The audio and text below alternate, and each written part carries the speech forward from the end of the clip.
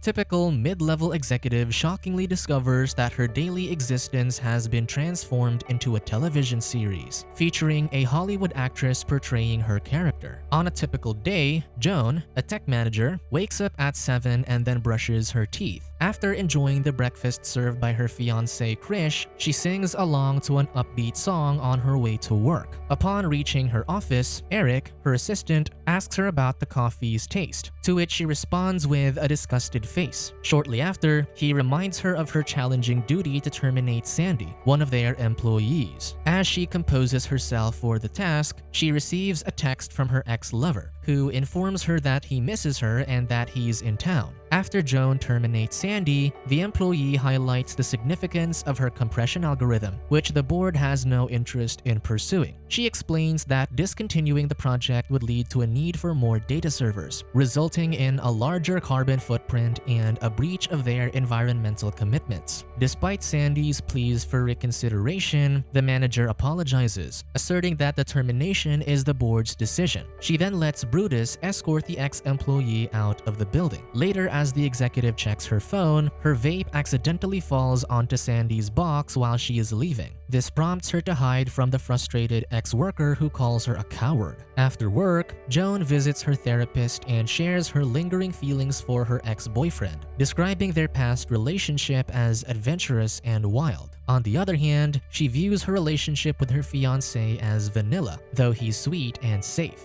However, she expresses that she feels like she's on autopilot, as if she is not the main character of her life story. When her therapist asks if she would like it to change, the client nods enthusiastically, showing her desire to take control of her own life. Following her therapy session, Joan receives a text from her ex-boyfriend who wants to meet up with her. After some careful thought, she decides to see Mac at a bar where her ex-lover expresses that their love is real and that he wants to get back together with her. However, she firmly asserts that she's marrying Krish, rejecting his proposal. Unfortunately, despite her commitment, she falls into temptation and leans in to kiss her ex, to which he reciprocates. Realizing her mistake, the guilty woman hastily gets ready to leave. Her ex-boyfriend then reminds her that he'll just be in his usual suite for 3 days if she changes her mind. Upon arriving home, Joan is kissed by Krish, who senses that she has been drinking, prompting her to lie. Instead of meeting her ex, she shares that she has attended a farewell party. Later that night, the couple settles on the couch to watch a TV show on Streamberry, a streaming platform. While browsing for something to watch, Joan stumbles upon a TV series called JoanIsAwful, which immediately catches her attention. Strangely, the title card features a character who shares her name and physical appearance but is portrayed by the actress Salma Hayek. When the curious couple decides to watch the first episode, they see the on-screen Joan go about her day. As she wakes up next to her partner, Krish promptly notices the resemblance of their bedroom to the one on the show. When the character brushes her teeth, he recognizes that the toothpaste brand that she uses is the same as what his fiancée uses. Meanwhile, Eric, Sandy, and Mac are also watching the show, and they start to recognize that the characters are based on them. They notice the interactions between these characters and the real-life Joan. The assistant, watching the show with their partner at home, feels embarrassed by the actor who portrays them. At the bar, the terminated employee confides in her drinking buddy about how poorly her boss treated her. As the episode progresses, Joan becomes speechless upon noticing that her fictional version sings along to the same song on her drive to work. Her fiancé is even more surprised when the actress heads to the same office as his partner. Thinking she's being pranked, the offended manager accuses her fiancé, who only asserts his innocence. As they continue watching, the on-screen Eric asks about her coffee, further shocking Joan. Overwhelmed by the resemblance between the show and her life, the impersonated woman experiences a panic attack. As the on-screen Joan harshly fires Sandy, the real-life manager defends that she didn't use such cold words. She then realizes that the show is portraying her as a monstrous character. To add to her distress, she receives receives a message from her parents who have seen the show, making her realize that her life story has been publicized. As Krish watches the on-screen Joan texting Mac, he confronts his fiancée, questioning whether her ex-lover has been sending messages, which the guilty woman denies. During the therapy scene, the anxious woman grows worried about the possibility of Krish discovering her confidential conversation with the therapist. To prevent him from hearing it, she frantically searches for the power button to turn off the TV but struggles to find it. As Krish watches the reenactment of the therapy session, he learns from the on-screen Joan that his real-life fiancé views their relationship as dull and considers her past relationship with Mac to be more exciting. Despite Joan's attempts to console Krish and assure him that the fictional portrayal does not reflect their reality, he remains hurt and decides to move out. As he walks through the living room, he witnesses his on-screen fiancée engaging in a passionate kiss with Mac,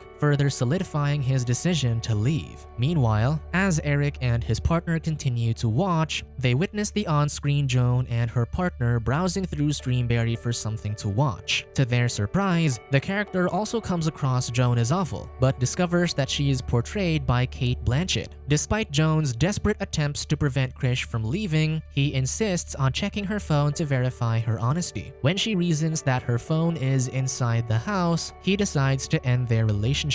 Back at home, the troubled woman watches the reenactment of her desperate attempts to stop her partner from leaving. As a result of striking similarity between her reality and the show, her frustration reaches its peak, and she impulsively throws her phone as Mac calls her, causing the screen to shatter upon impact. Walking towards her office the following day, she notices her colleagues staring at her judgmentally, creating an uncomfortable atmosphere. Eric reveals that everyone has seen the show and that she's fired for breaking her NDA, as indicated in the reenactment of Sandy's termination. When Joan asserts that it was Salma Hayek's words, the assistant explains that the board still wants her out. Upon meeting her lawyer the following day, the woman complains that Streamberry has used her life story as a drama. However, her lawyer explains that she had granted the platform the right to do so when she signed the terms and conditions, which she admittedly didn't read. Looking for another option, the client proposes to sue Salma Hayek for impersonating her. However, the attorney points out that it's not doable because the actress licensed her image to the platform, revealing the entire show is just CGI. When she inquires how the show knew what she was doing, the professional explains that her phone picks up her personal information and preferences, translating into the episodes. Thinking of another way to stop the show, Joan thinks of suing the company for defamation. However, the practitioner counters that creating characters and dialogue is allowed for dramatic purposes according to the terms. Realizing that she has no options, the frustrated woman breaks down in the lawyer's office, prompting the attorney to suggest that she just ignore the show. Desperate for help, Joan sees Mac,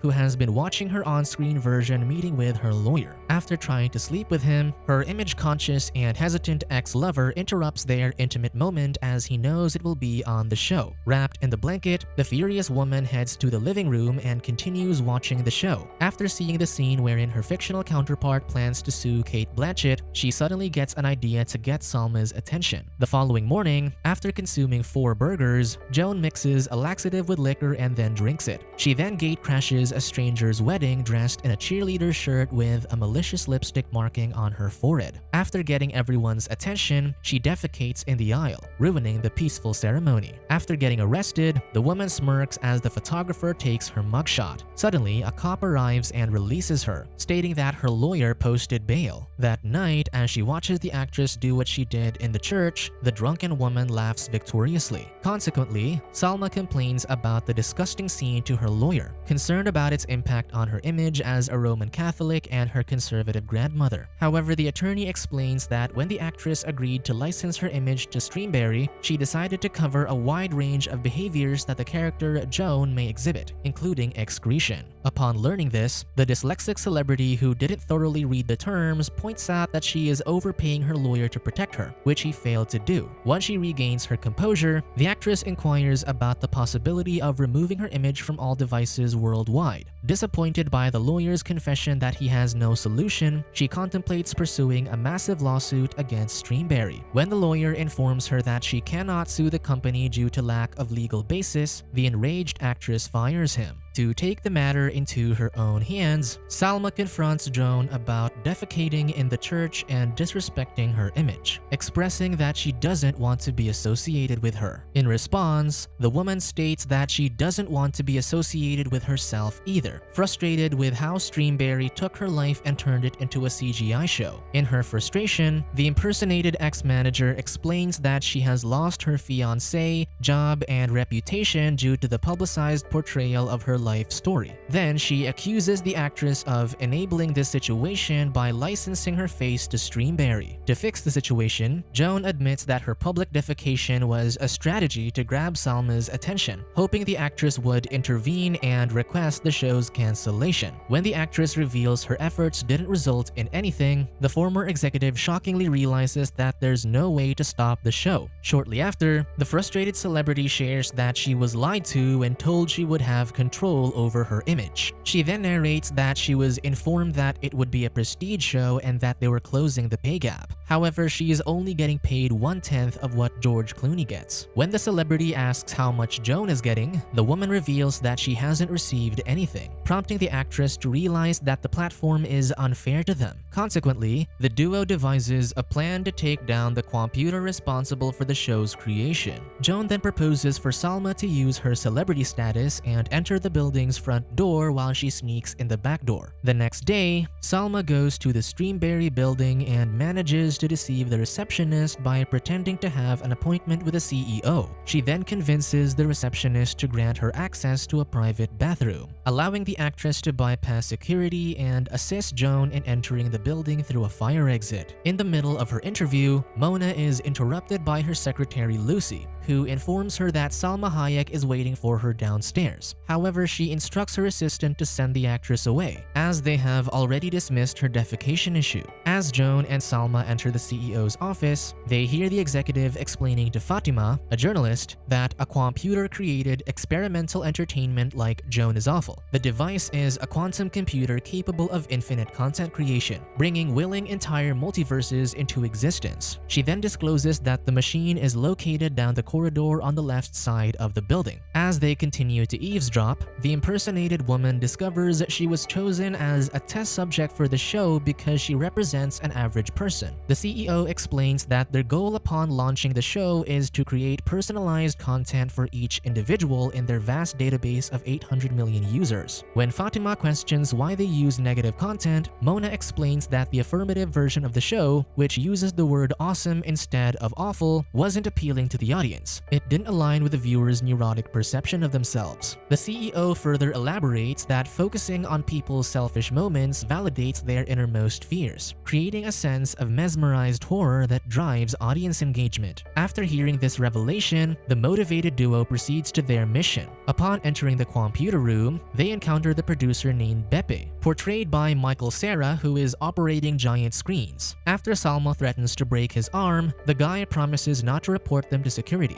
As the actress attempts to break the shield guarding the supercomputer, a puzzled Joan asks the producer why she sees her face on his screen. The guy then shockingly reveals that she is not the real Joan. She is a variant portrayed by the actress named Annie Murphy. He states that they're not in reality but in a simulation called Fictive Level 1, which means they exist within a TV adaptation of Joan's life. This means that when the original Joan or the source Joan watches the show, she perceives Annie as her. Meanwhile, in Fictive Level 2, Joan's character is portrayed by actress Salma Hayek. This means that when Annie Joan watches the show, she sees Salma playing her on screen. Overwhelmed by the information, Annie impulsively punches Beppe, taking his wristband to gain access to the computer. She instructs Salma to guard the door while she grabs an axe and approaches the machine intending to destroy it. However, just as she is about to carry out her plan, Mona arrives and warns the actress about the dire consequences of destroying the computer. The CEO explains that its destruction would result in the demise of every simulated soul, including themselves, within each fictive universe. As Salma attempts to stop Annie, the actress realizes she's destined to destroy the computer because Source Joan already did so. After the supercomputer's destruction, reality shifts, and it is revealed that the one responsible is Source Joan. Simultaneously, Annie finds herself dressed in the yellow jumpsuit that Salma was previously wearing. Following the incident, the original Joan is apprehended while the police question the actress. While on house arrest, source Joan attends therapy and shares that she has started dating and opened a coffee shop, expressing that she finally feels like the main character in her life. Afterward, she goes to her coffee shop, where she serves her actress friend Annie, who is also under house arrest, with her regular order.